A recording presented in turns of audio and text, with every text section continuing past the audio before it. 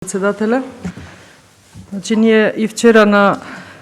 седницата број 39 пленарна гласавме за точката на дневен ред предлог закон за дополнување на законот за здравствена заштита да се донесе по скратена постапка. Го поддржавме ова, бидејќи сметаме дека не само што е неопходна скратена постапка, можеби и задоцнето времето за поднесување на овој закон, но како и да се согласуваме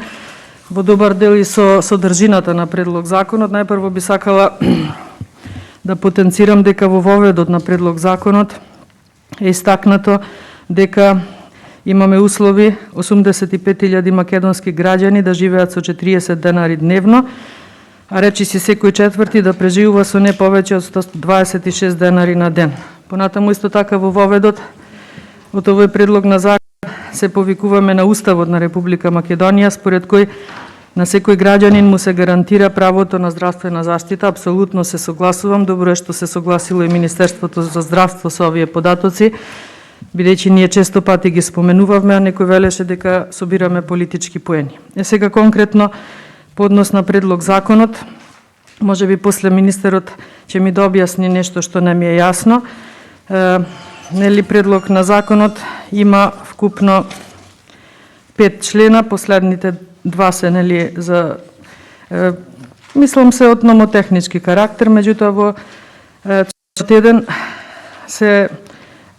потенцира нели за доколку се случи приватните здравствени установи да не постапуваат и да не се придржуваат на мерките од додадените членови на овој закон. Во членот 281в, кој што се додава на Законот за здравствена заштита, се вели дека при утврдено постојање на кризна состојба заради заштита на јавното здравје и за спречување нејзино ширење во зголемен обем, вели приватните здравствени установи кои согласно членот 281а став 1 од овој закон учествуваат во спречување и сузбивање на заразни болести, па велиме точка 1 спроведуваат здравствен третман на пациентите болни од заразната болест, лекување и следење како посебни задачи кои што по редовни услови не се нивна дејност, но по цена согласно ставот 2. Точка 2 вели ги даваат на користење своите ресурси, се мисли на простор, опрема и кадар, без наплаќање на надоместок за нивното користење, доколку во јавните здравствени установи се исполнети капацитетите за лекување. Тука ми е дилемата според кој норматив и критериум ќе се направи проценка дали се исполнети или не се исполните капацитетите, бидејќи нели имавме случај ние да се отвараат модуларни болници без довод на кислород, па затоа велам по кој критериум ова ќе се утврди и според него нели приватните треба да излезат на услуга. Понатаму велите приватните болници да не вработуваат здравствени работници од јавното здравство во периодов кога трае пандемијата. Јас сметам дека ова е противуставно, бидејќи нели пазарот на трудот е либерален, затоа не знам според кој закон, член, еве велам противуставно е вакво ограничување. Знаеме дека имавме случај лица од јавни здравствени установи кои што беа на услуга за ковид пандемијата да си ги вршат своите услуги во приватни здравствени установи. Затоа велам дали почнуваме од сега па натаму и нешто ќе преземеме конкретно из она што досега се случуваше. И конкретно кажав дека го поддржуваме овој закон, меѓутоа би предложила, еве не одиме со амандмани, така одлучивме како пратеничка група, но можеби нели со оглед на тоа пред неколку недели имаше средба помеѓу Заев и Мицкоски на која што се договорија кога ќе се одлучува за закони кои што се од огромна важност за граѓаните на државата, посебно ова е закон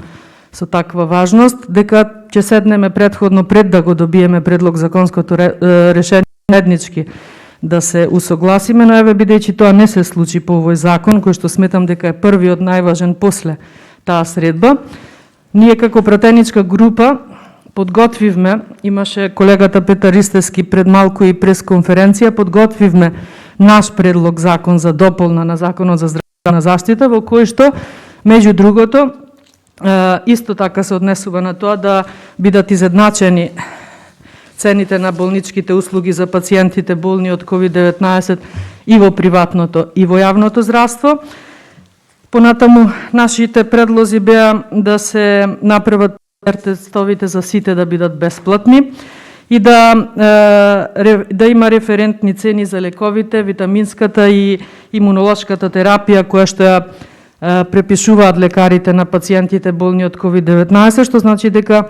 овие средства медицински би требало да се стават на позитивната листа лекови. Понатаму предлагам исто така и рефундација на средства за сите досега пациенти кои што имале болнички третман во приватните здравствени установи, бидејќи така ќе докажеме дека се грижиме за сите, затоа велам да не започнува овој закон од сега, него да се погрижиме и за оние кои што сега веќе имаат направено огромни трошоци. Исто така со нашето предлог законско решение предвидовме сите пациенти кои што се на листи на чекање повеќе од 60 дена, а ете заради состојбата со ковид пандемијата не можат тие услуги, без разлика дали се работи за операција, за диагностика, за било каква здравствена услуга, доколку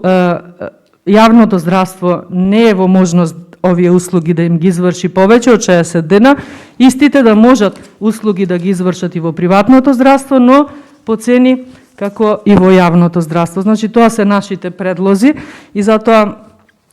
велам доколку, еве да направиме една пауза, доколку се согласувате и со нашиве дополнителни предлози во нашиот предлог закон, кој што еве се уште се договоривме да не го поднесеме, да видиме сепак како ќе заврши оваа седница на Комисијата за здравство, доколку се согласите комисиски со амандмани и овие наши предлози да ги внесеме во ова предлог законско решение, тогаш ќе го поддржиме сосема целосно и овој закон, доколку не тогаш ќе одиме со поднесување на нашиот предлог закон. Ви благодарам. И уште едно, се извинувам ако може, едно прашање до министерот Филипче да ни разјасни дали,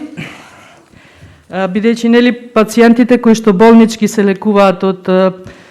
позитивни на ковид, значи исклучиво за ковид позитивни зборуваме, кои што болнички се лекуваат, во јавното здравство не плаќаат ништо, така кога ќе заминат ниту партиципација, ниту ништо. Дали со овој предлог закон истото ќе се случи со овие кои што нели доколку нема простор во јавното здравство бидат услужени во приватното, дали истото ќе се случува и таму. Значи конкретно да бидеме начисто сите и нели и граѓаните. Дали и оние кои што заради немање простор, капацитет, кадар и така натаму кои што вие ќе го утврдите, дали доколку бидат лекувани во приватното здравство со носењето на овој закон исто така нема да плаќаат воопшто ниту партиципација. Благодарам.